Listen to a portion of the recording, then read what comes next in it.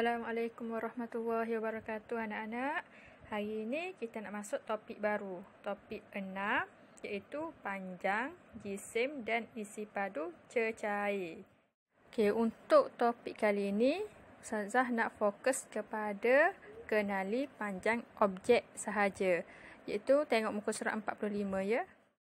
Jom kita tengok gambar ni di muka surat 45. Apa yang awak nampak kat gambar tu? Nampak tak pokok dalam gambar tu? Nampak kan? Cuba tengok. Okey, nampak kan? Ada pokok tinggi, ada pokok rendah. Cuba tengok betul-betul. Ada tak? Jadi, mana satu pokok yang tinggi? Mana satu pokok yang rendah? Cuba teka. Siapa boleh jawab? Nanti kita jawab lepas ni. Sekarang, awak tengok gambar tadi. Nampak tak bangku? Bangku tu tempat duduk. Nampak tak tempat orang duduk tu? Kalau nampak kan ada bangku yang pendek, ada bangku yang panjang.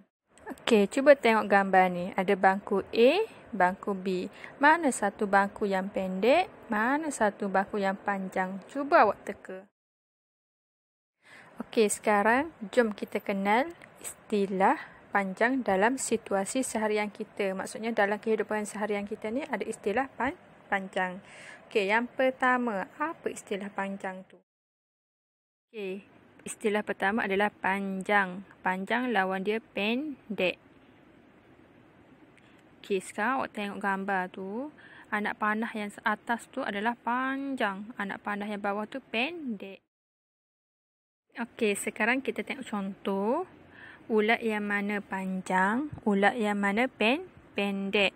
A atau B panjang? Cuba tengok. Okey, bagus. Ulat A panjang, ulat B pendek. Cuba tengok dia ukur dah tu, panjang dan pendek. Sekarang kita pergi kepada istilah kedua. Istilah panjang yang kedua apa ya? Jom kita tengok. Okey, istilah dia yang kedua adalah tinggi. Gambar tu gambar silinder. Kalau bentuk macam tu, silinder ni tinggi. Okey, sekarang silinder ni rendah. Rendah kan daripada tadi.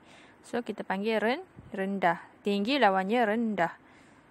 Okey, kita tengok gambar yang kedua. Okey, gambar ni. Tengok. Tinggi dan rendah. Tinggi lawannya rendah.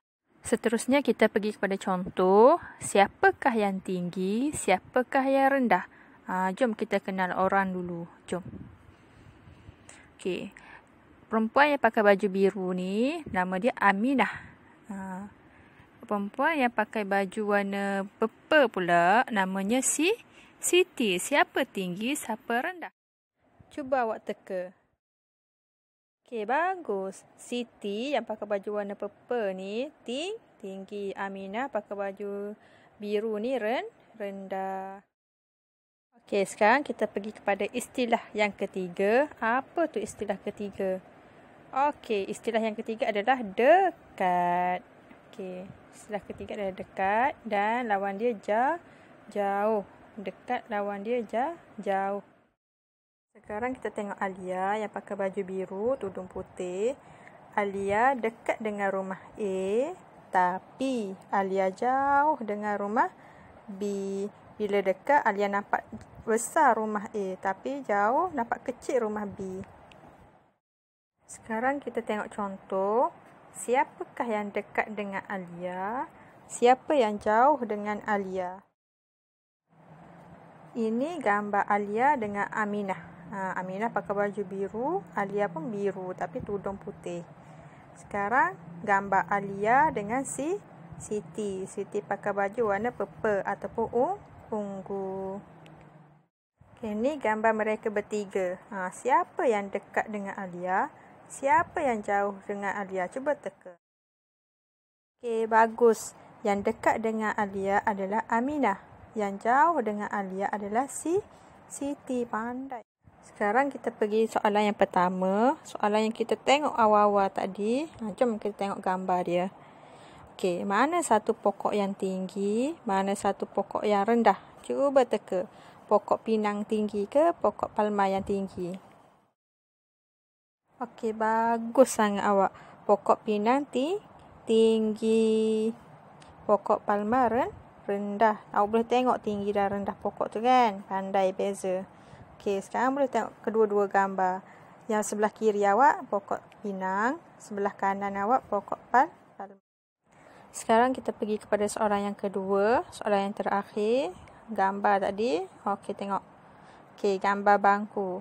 Mana satu bangku yang pendek? Mana satu bangku yang panjang? Bangku A ke B? Cuba tengok. Bagus sangat. Bangku A panjang. Bangku A panjang. Dia boleh duduk 2 orang. Bangku B pendek. Sebab dia boleh duduk seorang je. Sebab sempit. Okay, kita tengok gambar kedua-duanya. Jadi bangku A panjang. Bangku B pendek. Bagus. Okey, terima kasih anak-anak. Selamat belajar. Jangan lupa buat kerja sekolah tau.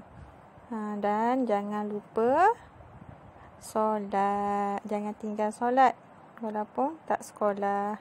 Terima kasih. Bye-bye.